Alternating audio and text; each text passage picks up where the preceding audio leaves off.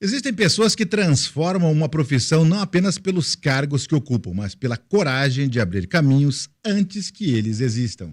E ao longo desse mês, vamos conhecer personagens que ajudaram a escrever a história da advocacia em Mato Grosso do Sul. Homens, mulheres que participaram da construção das nossas instituições, defenderam a democracia e deixaram aí um legado para as futuras gerações.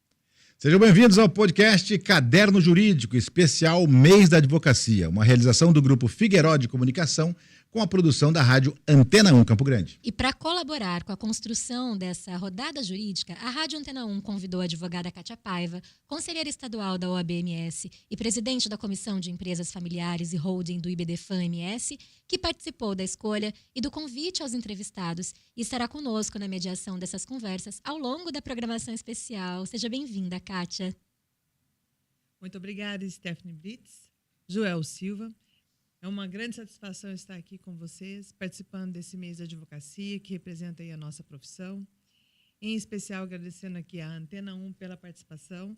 E é com grande alegria que eu trago aqui, nessa entrevista de hoje, uma colega, amiga, Andréia Flores, para compartilhar conosco aqui um pouco do teu conhecimento. Pouco não, né? 30 anos de conhecimento da atividade criminal aqui no nosso estado de Mato Grosso do Sul, como docente, como advogada. E é uma grande alegria para todos nós. Seja bem-vinda. Obrigada, é uma honra estar aqui com vocês. Doutora, antes de ser advogada criminalista e de ser a professora, quem era a jovem Andréia Flores? E o que ela imaginava do próprio futuro sendo uma advogada? Ou não? Bom, fiz faculdade, na verdade, eu sou geminiana, né? Então, eu sempre oscilei entre dois mundos. Eu fiz concomitantemente Direito na UCDB e Letras na Federal. Então, eu tinha épocas que eu pensava que eu ia ser a professora, né, das escolas, e também épocas que eu me via já na tribuna.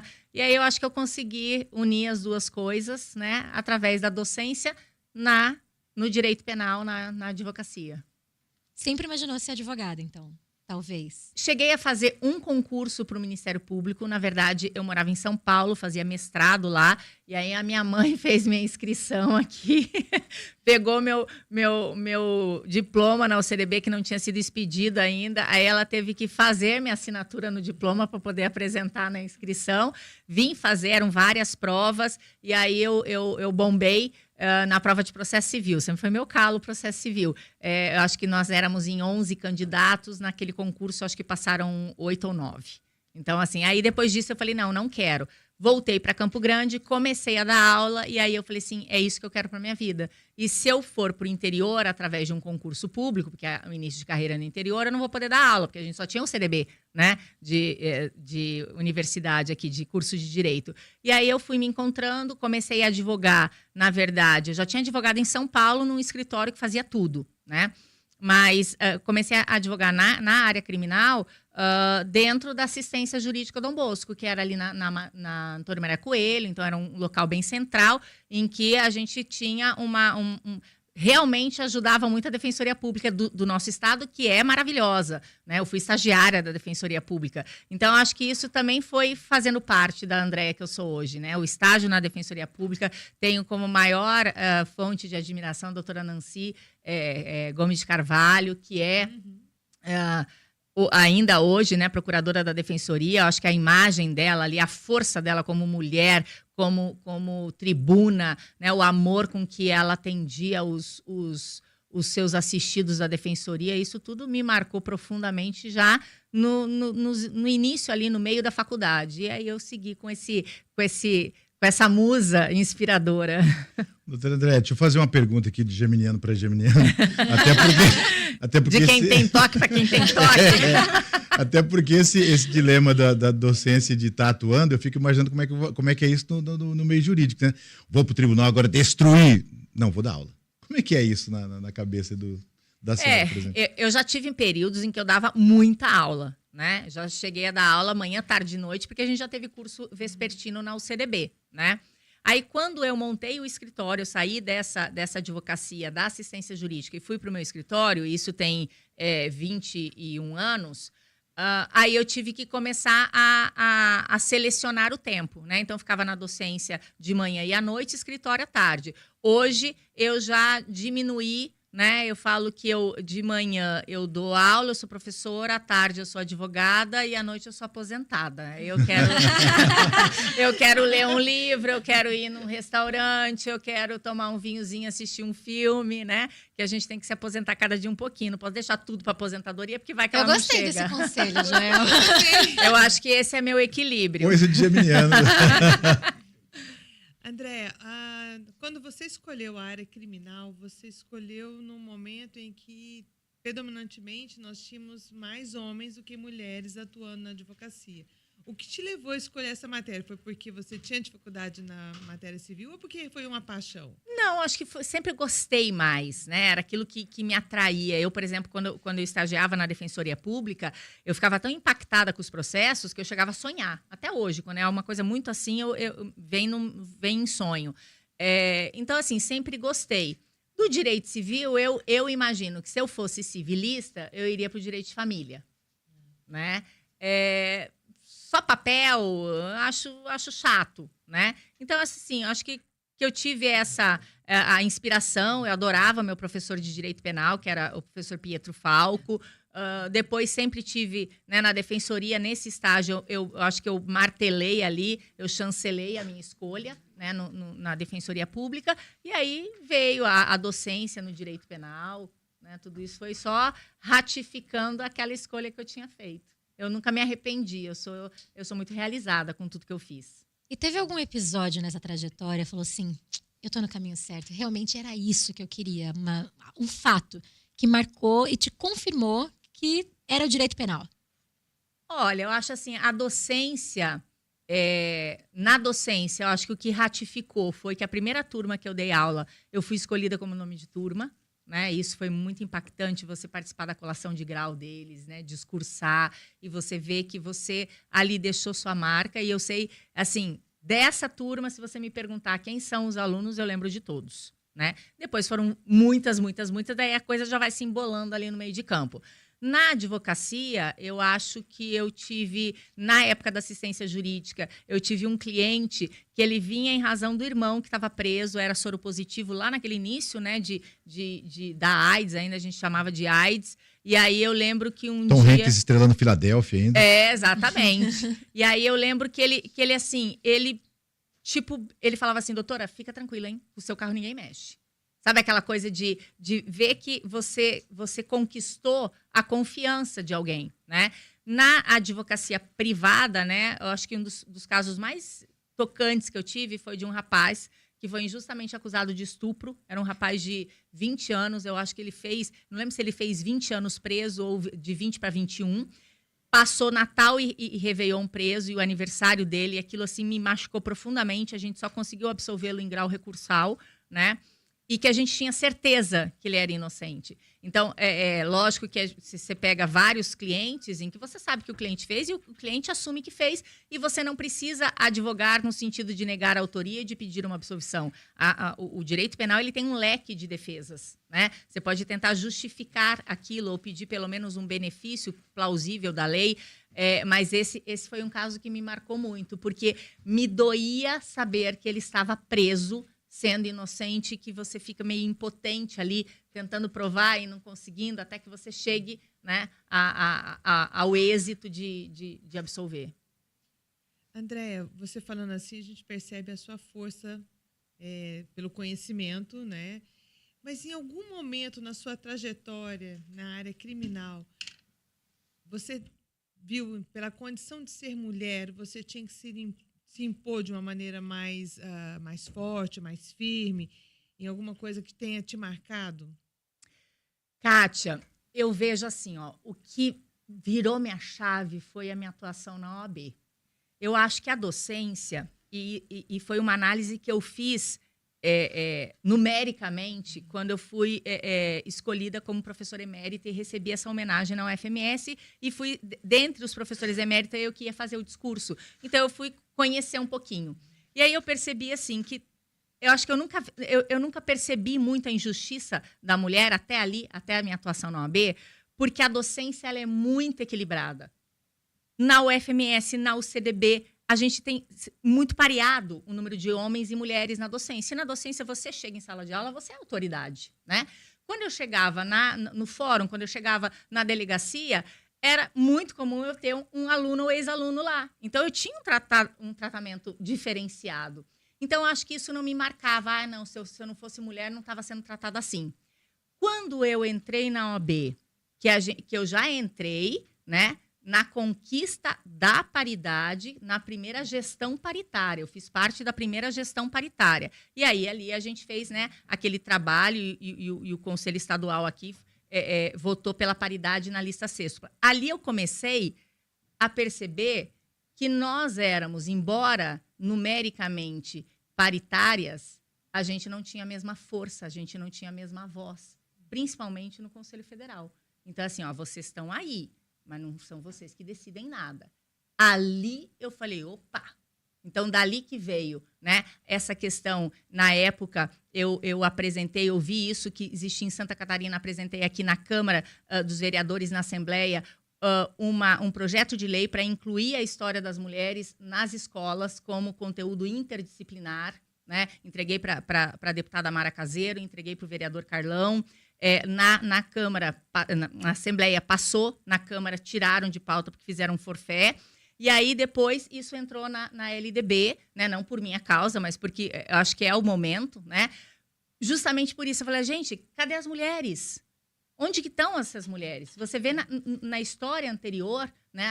A OAB tem um livro de 40 anos, eu fui lá grifar quantas mulheres tinham na história. Tanto é que nós tivemos uma única presidente mulher, que é a doutora Helenice Carrilli. Então, você vê, assim, que na advocacia, realmente, o poder estava com os homens, embora nós sejamos 52% dos advogados inscritos na OAB.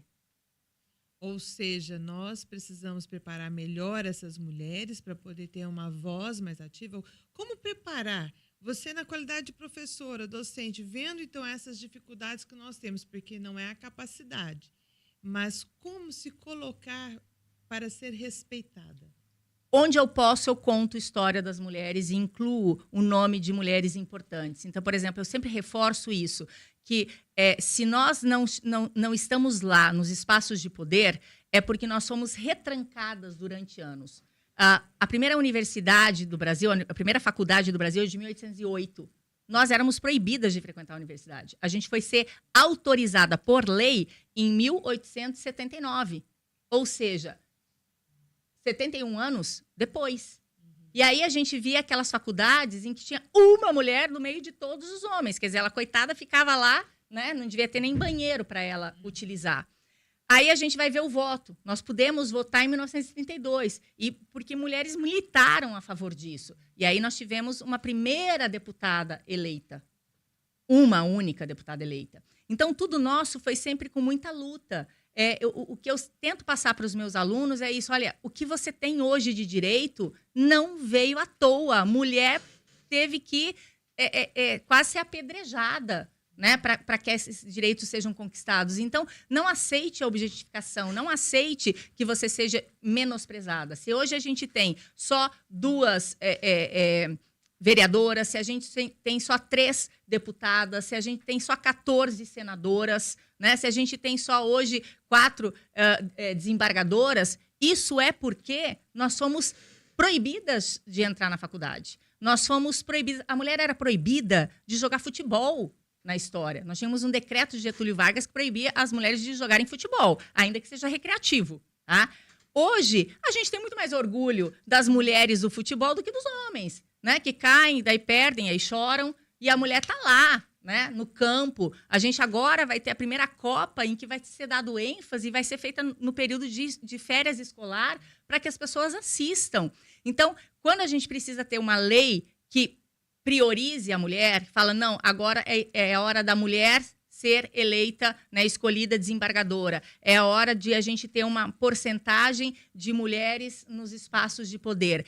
Isso é uma reparação histórica, não é perfumaria e não é nenhuma concessão que estão nos fazendo. Eu acho que, inclusive, a gente tinha que aumentar essas porcentagens, porque como é que uma parte pequena dos nossos legisladores vão decidir sobre a maioria da população, já que a gente também é maioria na população? Então, assim, o que eu faço é esse discurso sempre para os meus alunos. E aí você vai, né? Você vai semeando. E nós viemos, né, doutor André, há muito pouco tempo da lei que dizia que existia legítima defesa da honra, ou seja, o homem pode matar por ser traído, ou imaginar que foi, né, de um Senado, que até a senadora Simone Tebet não havia banheiro para as mulheres. Olha só, não tinha banheiro feminino no Senado, depois da entrada da senadora Simone que houve. E, infelizmente, a gente vem de uma disputa presidencial que tinham 2 mulheres disputando o cargo da presidência daqui de Mato Grosso do Sul, né, para uma disputa que não tem sequer uma vice. Porém, a representatividade, como bem a senhora lembrou, pode aumentar aí tanto na Câmara Federal quanto nos estados, né? Então, assim, a gente vive ainda essa falta de equidade, alguma coisa que a gente precisa realmente que vocês, e nós, homens, temos essa obrigação também de lutar por isso, né? E eu acho que a gente só vai ter, de fato, a gente só vai conseguir chegar lá quando nós tivermos também a percepção de que o trabalho doméstico ele tem que ser efetivamente dividido entre o homem e a mulher, né? Ou, naqueles casos em que isso não aconteça, que esse trabalho seja remunerado, ou seja, ele seja precificado, né? Porque não adianta, eu percebo, por mais que eu tenha todas essas atividades, sou eu que penso, né, se vai ter carne para o almoço, se precisa comprar, o que eu vou para o supermercado antes, eu olho todos os armários para saber. Meu marido me acompanha, né? Mas sou eu que vou lá pegando da prateleira, ele vai lá empurrando o carrinho, né? E se deixar ele sozinho com o carrinho, né, vai vir ainda aquela bate nas marca prateleiras. não, vai vir aquela marca que você nunca usou, não é? Então, assim, essa preocupação com o doméstico ainda é nossa. Por mais que você tenha um marido parceiro, ainda é preponderantemente da mulher. Quem tem filho pequeno é a preocupação da mãe se fez tarefa de olhar a agenda, de se o uniforme está limpo, de levar o presentinho porque tem aniversarinho da escola. Tudo isso é a mãe. E tudo isso demanda tempo. É um tempo que você está deixando de estudar. Eu preciso sair na minha defesa, eu mando foto do produto. O sabão é que é realmente isso aqui, daí manda foto pelo WhatsApp. E é justamente isso, né? Que daí o supermercado que a gente faz em meia hora, ele vai fazer em 1h30, porque tudo ele. Porque vocês não ficam olhando o WhatsApp de uma vez. A gente está lá na boca do caixa esperando e nada do WhatsApp. Mas você é uma exceção à regra. A mulher fez a compra à distância, né? Porque ela não deixou de fazer a compra. Mas teve que participar, né? Que senão não ia dar certo. Mas você é uma exceção à regra, Joel. A gente tem que levar isso em consideração, entendeu? Pelo que você divide aqui com a gente nos bastidores, eu acredito que ele faz bem esse papel, doutora. De verdade. Bom. Não é defendendo o meu partner de jornal aqui, não, mas é... E tem que ser exemplo mesmo. Uma questão de sobrevivência também, inclusive. E, doutora, o que não corresponde à realidade de uma advogada criminalista que todo mundo imagina que é? Todo mundo glamoriza a profissão também, né? Veja bem no mate nossos sonhos, doutora. Na verdade, assim, você é como todo mundo, né? Então, eu acho que a gente representa em vários momentos vários papéis. Eu, de manhã, eu sou a professora, né? À tarde, eu sou advogada. Mas, à noite, em casa, eu sou aquela mulher que vai estar de chinelo, né? Que vai estar com o cabelo desgrenhado, que vai estar assistindo um filme, que vai estar lá limpando o cocô do cachorro, né? Se precisar, varrendo alguma coisa, limpando não sei o quê. Não existe glamour, né? Eu acho que... E eu tento não me colocar nunca assim como... eu sou... Não. Eu tenho certeza que eu tenho várias alunas que vão ser muito melhores do que eu. Porque elas já saíram na frente com uma série de ferramentas que eu não tinha na minha época, né? Então, eu acho que o nosso papel é abrir portas. Se eu entrei, eu não posso entrar e fechar essa porta. Eu tenho que entrar e deixar ali algum pezinho com a porta aberta para mais gente vir entrando atrás, né? E isso é um facilitador. Então, o que eu espero é que essas próximas gerações, elas façam mulheres e professoras e profissionais muito melhores do que eu sou, do que eu fui. A gente falou, doutora, na rádio ainda, né, a respeito dos 20 anos da Lei Maria da Penha, né, e exatamente, né, após 20 anos da sanção dessa lei, o que a gente pode colocar como transformação assim, mais profunda produzida pela legislação jurídica, institucional ou cultural? E vou emendar aí uma pergunta, essa minha mesmo. Né, como é que a gente faz para que as mulheres entendam a importância, né, da denúncia, da medida protetiva? Porque eu já tive casos de falar, mas um papel não vai me salvar. E aí você consegue explicar para aquela pessoa, mas é uma. Né? Como é que a gente consegue conscientizar realmente essa mulher que ela precisa quebrar, né, esse ciclo em que ela já sai de casa quando casar e ouço o relato da mãe e fala assim, ó, não volta mais para cá, hein? Quer dizer, já sai assim. Ou seja, né, como é que muda, né, com a Lei Maria da Penha, com a conscientização e acho que com a nossa importância também enquanto veículo. Bom, a primeira coisa é a gente verificar os tipos de violência, né? A violência física ela é muito fácil de ser vista porque ela deixa marcas. Mas a gente tem na Lei Maria da Penha a previsão de violência patrimonial, que a mulher ela está constantemente ali sofrendo, ela nem percebe. A gente tem a nova violência, que é a vicária. A gente tem a violência moral, psicológica, sexual, não é porque está casada que não pode sofrer. Então, a primeira coisa é a mulher ela começar a se antenar de que existem outras formas de violência que não a física. E isso ir ascendendo. Outra é uma mudança cultural, que é o que eu falei. Eu acho que é a educação que vai nos salvar. É você não normatizar aquilo, né? Ou normalizar aquilo. Então, antigamente, as mães davam o seguinte conselho. Minha filha, calma. Ele é um bom pai, né? Isso ele estava nervoso. Releva. É que ele tinha bebido, releva. É tão importante o casamento. Hoje eu jamais daria isso para minha filha. Eu falei, filha, chuta o balde, porque isso aí já é... Se agora tá assim, imagina no futuro. Então, essa mudança de chave, algumas mulheres já fizeram. Então, você identificar formas de violência é de suma importância. Você saber e confiar nos organismos institucionais, você saber que você vai ser bem atendida e acolhida na DEAN, né, na Delegacia da Mulher, que você vai ter um julgamento sério e idôneo no judiciário, isso é de suma importância, porque a mulher fala, bom, resolve, vai resolver. Você saber que você tem instrumentos como a medida protetiva, que vai tirar o agressor, vai afastar o agressor, é de suma importância.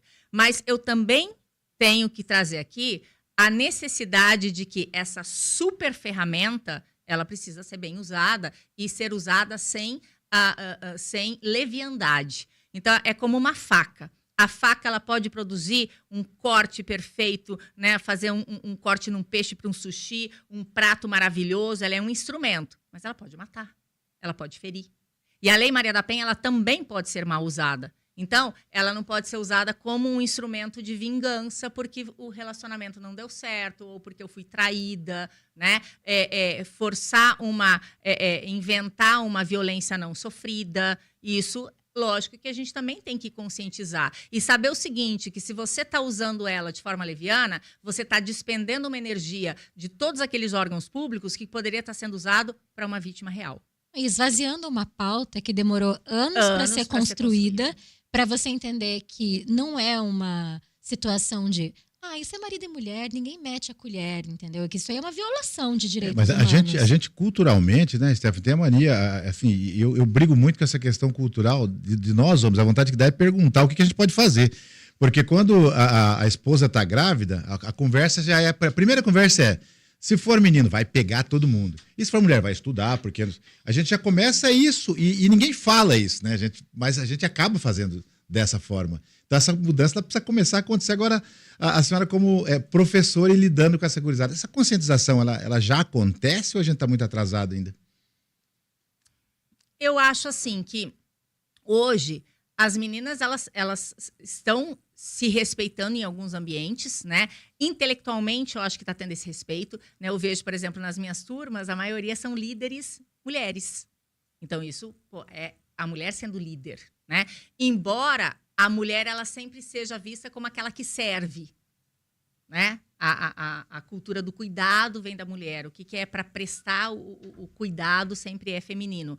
Mas, por outro lado, eu vejo que algumas coisas objetificam ainda a mulher, né? Eu por exemplo, eu fico triste quando eu ouço um determinado estilo musical em que na letra a mulher ela é objetificada. Porque eu acho que isso é uma forma de você ir massificando, né? Quando você lê na literatura uma estereotipização da mulher como ela sendo ali a gostosona, aquela que vai oferecer, né, uma saciedade sexual e nada além disso.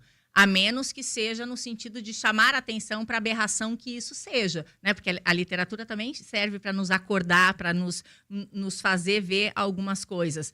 Mas eu acho que a gente ainda tem isso, né? por mais que a mulher ela esteja crescendo profissionalmente, a gente ainda tem essa necessidade da mulher estar sempre apresentada de forma bonita, né? Porque imagina se ela chega aqui desgrenhada, se ela chega sem maquiagem, Nossa, ela é desarrumada, relaxada. ela vai ser... Vão questionar a sua produtividade profissional, e para o homem isso não existe, ou pelo menos não é tão Ele é ferrenho. trabalhador, por isso que A ele tá gente mal tem cuidado. uma letra, né, de uma música do Zeca Pagodinho, chamada Faixa Amarela. Ele começa dizendo que eu quero presentear minha linda donzela e vai falando. Tem uma parte que ele fala que se ela vacilar, eu vou dar um castigo nela, quebrar 4 dentes e tantas costelas. Essa música foi sucesso durante muito tempo. Agora alguém pode dizer assim, o João tá falando porque ele é do rock and roll? Não. Tem uma música do Guns N' Roses, Use It to Love Her, que ele fala, eu gostava dela, mas eu resolvi matá-la. Então assim, e a gente cantou isso. Sidney Magal, se te pego com outro, Te agarro, mato, te mato. Olha só. te mando algumas flores E e depois depois escapo.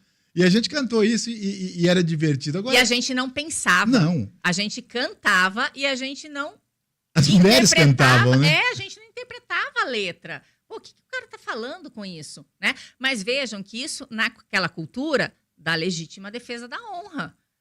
Então, é bizarro você pensar que só em 2023 o STF veio falar, olha, não pode usar essa tese no tribunal do júri em feminicídio. 3 anos, apenas 3 anos. Bizarro por ser há tão pouco tempo. E bizarro, mais bizarro ainda, por ele precisar falar isso. Por precisar escrever isso, pautar isso, né? Doutora, agora me dá uma curiosidade. Existem casos em que estava sendo usado no... Com certeza. A gente Com teve certeza. recente no passado. Nós vocês, precisamos. advogados atuando, viram isso Com acontecer? Porque é um certeza. absurdo. Você pega o protocolo de julgamento com perspectiva de gênero do CNJ, ele veio justamente para proibir, é quase um manual para os juízes, para proibir, né, que se faça uma estereotipização da mulher nesses julgamentos, porque é o que aconteceu com Doc Street e Ângela Diniz. Exatamente né? Ou isso que eu ia seja, falar. ela foi massacrada no júri. Como se ela merecesse ser morta. E logo em seguida, o fato dela acontecer, o julgamento dele, eu acho que foi em 1976, na década de 80, 2 mulheres foram mortas em Minas Gerais no espaço de 15 dias. Aí que veio uma contrapartida de grupos de mulheres com o slogan Quem ama não mata. Então, quer dizer, a gente precisou de uma militância em relação a isso. Por quê? Porque era comum o homem traído matar. Ali do Mar Até Castilho hoje. vendeu discos. Exatamente. Depois de que matou a Helena de Gramont. Exatamente. O Doc Street escreveu o livro. Não, e Pois ele é. tinha uma base de fãs mulheres. Eu assisti as reportagens da época, porque eu E vi tem o a documentário. minissérie, né, que conta. Eu vi o documentário, eu vi a minissérie, eu ouvi o podcast que a gente estava falando aqui nos bastidores que contava a história. E eu fiquei, assim, perplexa com essa situação. E as mulheres davam entrevistas, Joel, em jornais matinais, em jornais na hora do almoço, defendendo ele. Não, nesse como se caso, ele fosse um a príncipe vítima, encantado. a tese que foi usada é que ela tinha uma vida que levou ele a fazer isso. Né? Sim, Tinha uma sim. vida leviana, Ela merecia. né? Então, na verdade, a questão... E você pode ver que, geralmente, a própria... Hoje existe a violência eleitoral, né? Na violência eleitoral, muitas vezes, o que é atacado da mulher é a questão sexual. Ou seja, isso vem à frente... Né? A conduta sexual da mulher parece que ela vem à frente da profissional que ela é. Ninguém questiona isso para votar num deputado, para votar num homem, se ele tem amante, se ele não tem, se ele é um bom pai, se ele não é? Agora, para a mulher, isso é extremamente marcante. Quando você quer afrontar, você pode ver os xingamentos. Veja o xingamento que você faz para um homem e veja o xingamento que você faz para uma mulher. Sempre o da mulher tem conotação sexual. Por quê? Porque a questão da necessidade, né, de manter a família, de saber se aqueles herdeiros são realmente filhos, né, do pai. Então, a própria cerimônia do casamento é o pai entregando a filha de branco, virgem, para o marido. Ou seja, enquanto ela era solteira, se ela tivesse um escorregão sexual, era a honra do pai que era atingida. Agora que eu entreguei para o marido, o que ela fizer é a honra do marido que está sendo atingida. Né? A gente teve no nosso Código Penal um dispositivo legal que extinguia a pena se o estuprador casasse com a vítima. Porque qual que era a preocupação do nosso Código de 1940? A honra. Crime de sedução, rapto consensual, era a honra. Tanto é que eram crimes contra os costumes, não eram crimes contra a liberdade sexual. Era o costume da família. Então, o pai, o que ele queria? ó, já que você transou agora, casa, pelo amor de Deus. E aí, pelo menos você repara o dano assim. Pô, a mulher casar com estuprador? E o drama do rapaz conversando no bar com os amigos, agora eu vou ter que casar. Exatamente. Exatamente. Agora tem uma pergunta que você falou de vários tipos de violência. Qual é a violência? Nós tivemos vários casos que vocês aqui nós debatemos. Que a mulher demora mais tempo para identificar nessa relação. Porque a agressão física é fácil. Mas nós temos todas as outras que você mencionou. Qual é aquela que ela demora mais tempo para falar assim, realmente eu estou vivendo um relacionamento tóxico? Bom, eu acho que a violência psicológica, ela pode vir de várias formas, né? E ela é muito insidiosa por isso. É um xingamento, é uma ridicularização, é uma humilhação, é um não pode ir ali. Mas eu acho que hoje uma preocupação que as mulheres têm que ter é com a violência patrimonial. Porque a violência psicológica, ela vai acontecer durante todo o relacionamento, né? Principalmente virou a chavinha, deixou de ser namorada, casou, mudou, né? A violência patrimonial, ela vai ocorrer na constância do casamento e ela vai se intensificar no final desse casamento, que é quando o camarada ele começa a fazer todo uma burla ao patrimônio para que ela não tenha direito numa eventual separação. Coloca um bem no nome de um amigo, né? Ele na empresa, ele cria um novo CNPJ, o CNPJ em que ela é sócia 5%, ele vai incluir de dívidas e o outro CNPJ que é só dele, ele vai deixar a coisa render.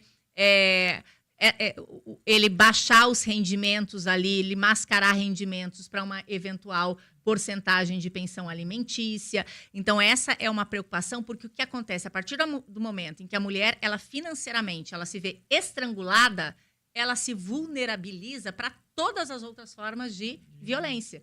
Então, se ela não sofresse essa violência patrimonial, ela teria muito mais fôlego para reagir às outras, né? Então, quando o camarada fala, não, agora você para de trabalhar para cuidar dos filhos, ali é uma cacetada que ela vê como uma forma glorificada. Ai, a família.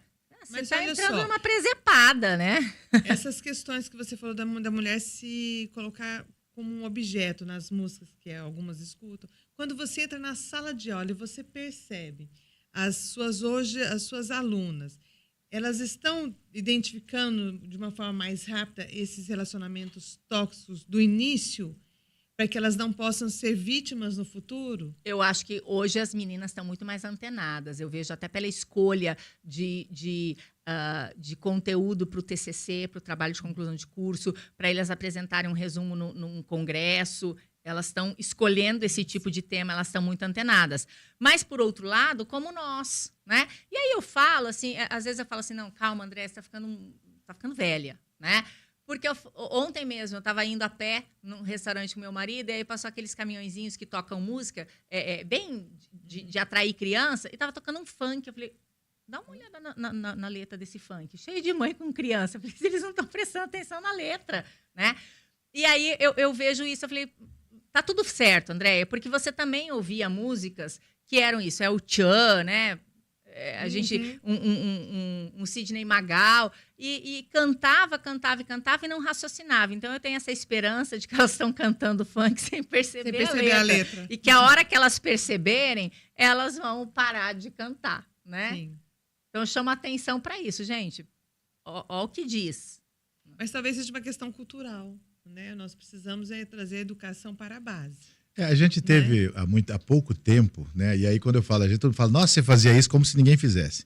Mas há pouco tempo andávamos sem cinto de segurança e os nossos filhos nos obrigaram a usar cinto de segurança. Há pouco tempo jogávamos o papel da bala de alguma coisa pelo vidro e os nossos filhos falaram, opa, peraí, que é isso? Quem sabe, né? É exatamente isso. Da mesma forma que a gente tem que educá-los, a minha preocupação é conscientizar, principalmente, de quais são os nossos direitos, quais são os direitos que a gente não tem ainda, por isso que eu fiz essa liga, né, de direito das mulheres lá na LADIMU, lá da UFMS, para conscientizar e sempre realçando a história das mulheres que conquistaram esses direitos. O que elas sofreram absurdamente para que esses direitos fossem conquistados, porque aí sim a gente passa a dar valor. Então, a gente, quando vai falar de um determinado, né, direito ao voto, a gente tem que falar de Berta Lutz, de Leolinda Daltro, a gente tem que falar de Almerinda Gama, que são mulheres que brigaram ali para que a gente tivesse esse direito conquistado. Quando a gente vê a Constituição de 88, nós tivemos uma série de mulheres, né, foi o chamado lobby do batom, teve um comitê das mulheres que era ligada ao Ministério da Justiça, salvo engano, que entregou uma carta aos constituintes pedindo uma série de direitos para as mulheres que não existiam e que foram incluídos na Constituição de 88, né? E chamar atenção para aqueles direitos que são previstos em lei, mas que não estão efetivamente sendo aplicados, né? Então, é uma questão de conscientização. Eu sou da educação, então eu tenho que militar nesse sentido, né? Que a gente vai mudar o jogo educando. E talvez os veículos de comunicação, acho que cumprir esse papel, né, de utilidade pública. A gente falou aqui, a gente passa às vezes por uns temas que são sensíveis e acaba não querendo falar, mas uma das formas de violência que eu acho que a gente precisava conscientizar, né? E aí são todas as classes, porque infelizmente a violência doméstica ou contra a mulher, ela é democrática, infelizmente, né? Sim. E a gente fala, por exemplo, da violência sexual, cara, não é porque ele é casado que ele tem direitos totais, né? E essa patrimonial do cara ficar com o cara. Então eu queria saber quanto que recebeu e ele definir como é que vai ser gasto. Né? Ele coloca a mulher como uma mera gerente e dá um orçamento para ela. Como assim? E você vê o quanto isso é arraigado e cultural. O nosso Código de 1916, ele previa que a mulher recebia o dote, quem administrava era o marido. A mulher, para trabalhar, ela precisava de autorização por escrito do marido. Esse código ele só foi, nessa parte, revogado em 62. Então, as primeiras mulheres que entraram no concurso público, as que eram solteiras, bem, as que eram casadas precisavam pedir autorização para os seus maridos para que elas pudessem assumir e precisavam ir com o marido de mão dada no banco para abrir uma conta corrente, porque elas não tinham direito de fazer isso sozinho.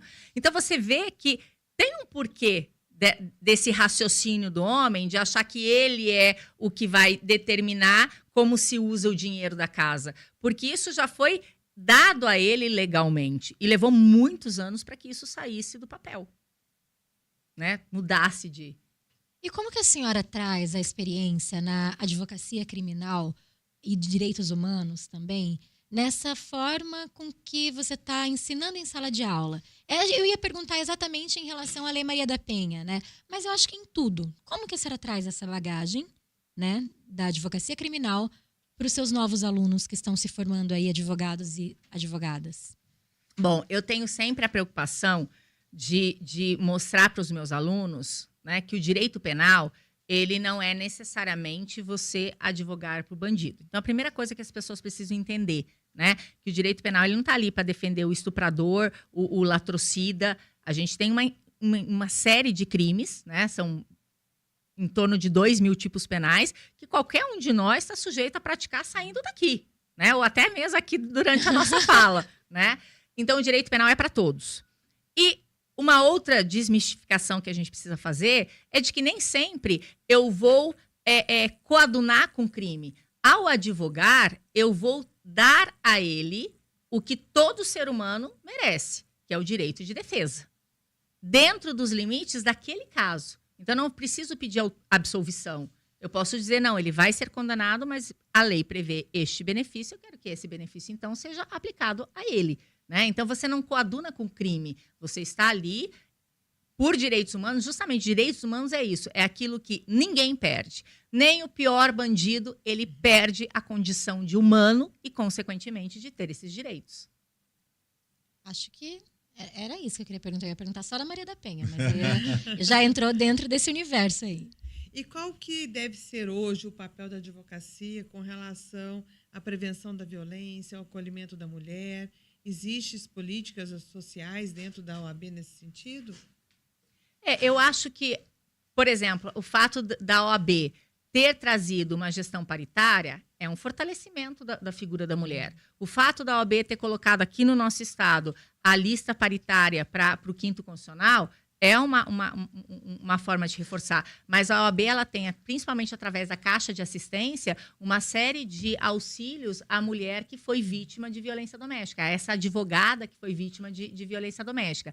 Além disso, a OAB ela tem várias comissões que estudam essa pauta, né? A comissão de família, a comissão de violência doméstica, a comissão da mulher advogada. Então, ao reunir mulheres que olham para isso, eu acho que é um auxílio, né? Mas até o auxílio financeiro, a OAB tem mecanismos, né, para atingir, para chegar nessa mulher vítima de violência doméstica. André, agora nós vamos fazer perguntas rápidas para você, né, curtas, para que você possa colocar assim o nosso finalzinho, né? Uma qualidade indispensável ao bom advogado. Coragem. Um hábito que ajuda a manter o equilíbrio. Respirar fundo. Conta até 10. Conta até 10. Um livro que te deixou marca. Vários, mas um dos últimos que me deixou marca, acho que o nome é Pescadoras do Mar. É a história de mulheres coreanas que foram traficadas por soldados japoneses na Segunda Guerra Mundial. Elas eram mantidas em cativeiro para servir sexualmente a eles, e que por 50 anos elas voltaram, as poucas que sobreviveram, a gente está falando de milhares de mulheres, as poucas que voltaram, as suas famílias, elas não tiveram coragem de falar. Justamente por isso, né? Porque a mulher, ela tinha que se calar dessa violência. E uma dessas coreanas, ela decidiu falar 51 anos depois, e aí, então, o governo da Coreia pediu desculpas oficiais para o governo japonês, e tem até um memorial dela em frente à Embaixada do Japão na Coreia. Qual foi o maior orgulho da sua carreira? Eu acho que na advocacia, eu acho que ter sido conselheira federal, né? Foi uma experiência, muito bacana. E na docência, eu acho que isso, a primeira vez que eu fui nome de turma. Se você pudesse reviver um único dia da sua vida profissional, qual seria esse dia e por que você escolheria ele?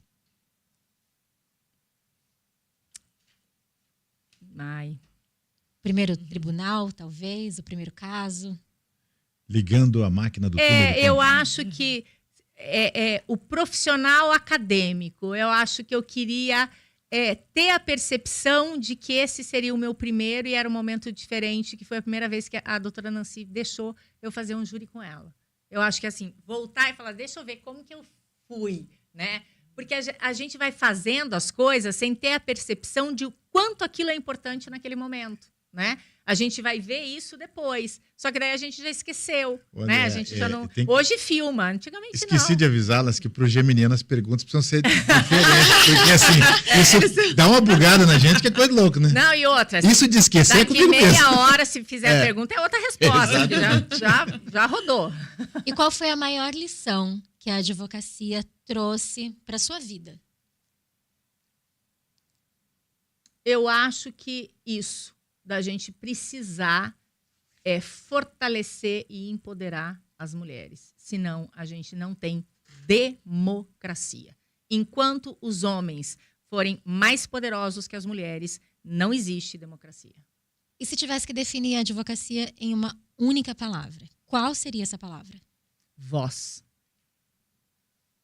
Eu quero ter a doutora Andréia todo dia, a partir de hoje, no nosso jornal, ao vivo, das 7 às 8 da manhã. E eu quero um podcast diário com ela, porque eu estou saindo daqui empoderadíssima. Eu posso destruir um caminhão aqui na minha frente hoje. Só vou dizer pra você que o geminiano tem disso, mas quando ele resolve ir embora, não tem nada que segure ele. Não, eu acho assim, é só a gente mudar o horário, né, pro final de tarde e colocar um vinhozinho pra gente também soltar a língua.